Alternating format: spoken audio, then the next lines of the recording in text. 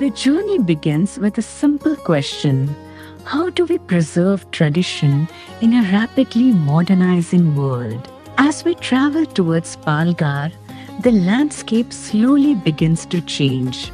The pace of the city fades, replaced by open spaces, greenery, and a closer connection to nature. This region is home to the Warli tribe, one of the oldest indigenous communities in India, known for preserving a unique and meaningful art form, Warli art. Warli art is not just a style of painting. It is a language of expression built using the simplest of elements.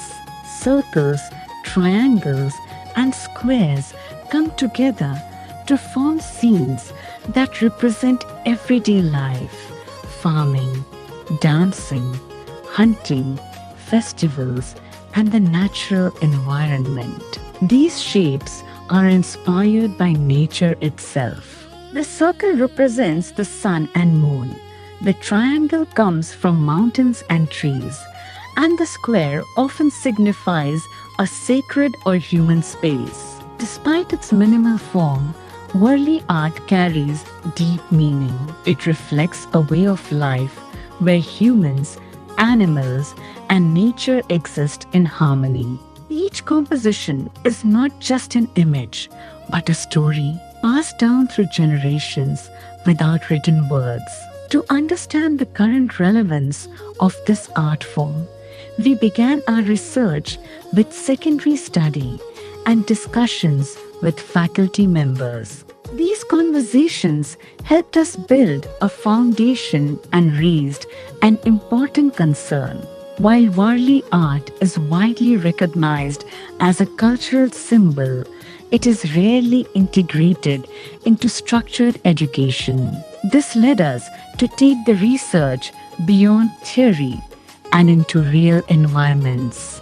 By visiting local communities and observing Warli artists at work, we gained a deeper understanding of the process behind the art. Each line is carefully drawn, often freehand, yet balanced and rhythmic. The artist does not simply draw, they narrate. Every figure, every pattern contributes to a larger story of life, rituals, and beliefs. However, when we shift this perspective into the classroom, a gap becomes visible. Through interactions with teachers, we discovered that Warli art is usually introduced only as a small part of general art classes. It is not treated as an individual subject or explored in depth. Students may learn to replicate a few figures, but they are rarely taught the meaning, context, or cultural significance behind them. This reduces Warli art to a decorative activity rather than a meaningful learning experience. Teachers also shared important insights into student behavior. Children are naturally curious and creative, but their engagement depends heavily on how the content is delivered. Traditional teaching methods that rely on long explanations often fail to hold their attention. In contrast, when learning becomes interactive through drawing, storytelling, or group activities, students respond with greater interest and enthusiasm.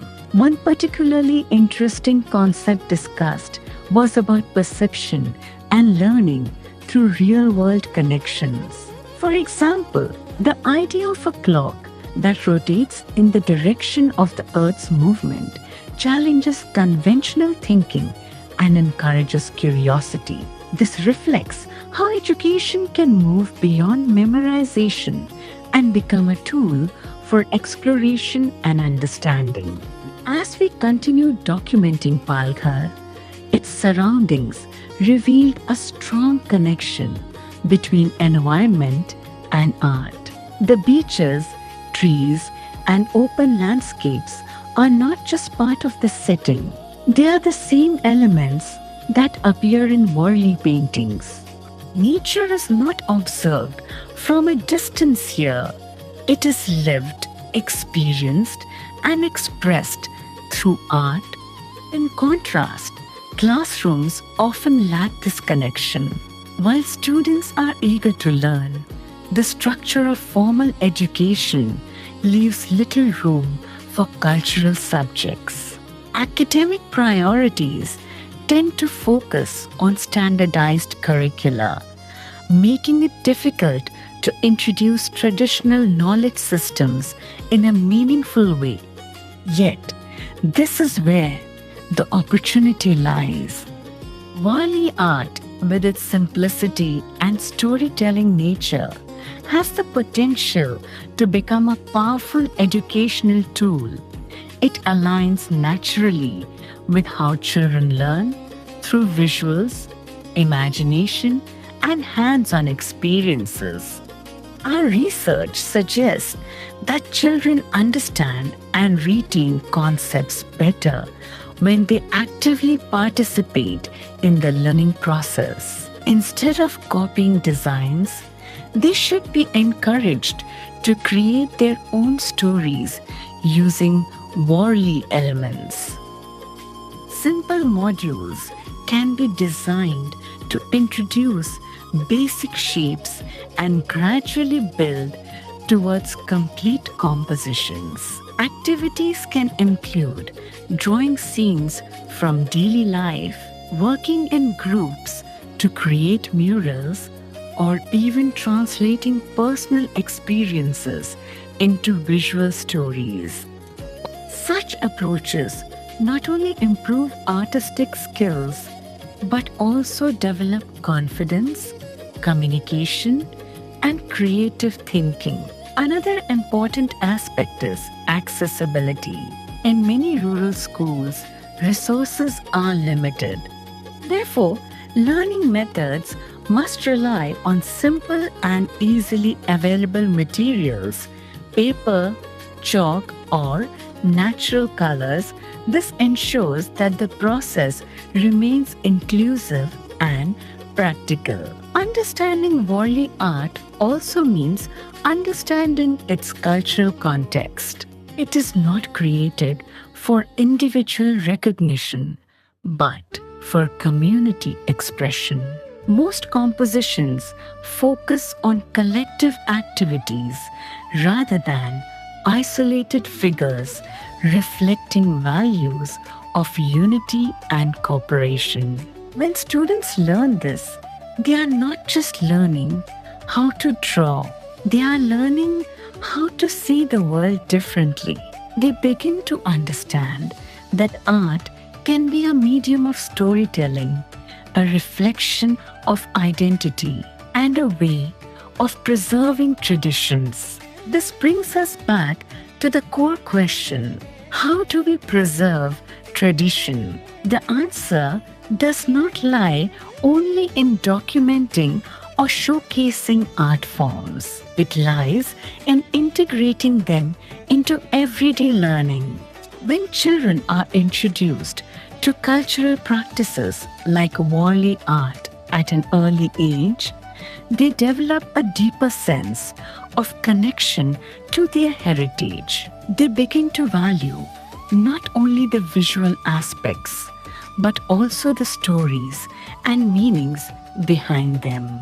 Education, in this sense, becomes more than just academic learning. It becomes a bridge between the past and the future.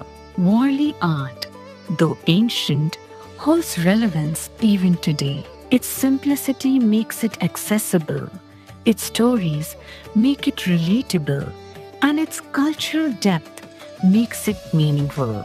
If incorporated thoughtfully into school systems, it can transform classrooms into spaces of creativity, expression, and cultural awareness. Because preserving art does not only happen in galleries or communities, it begins with awareness, understanding, and participation.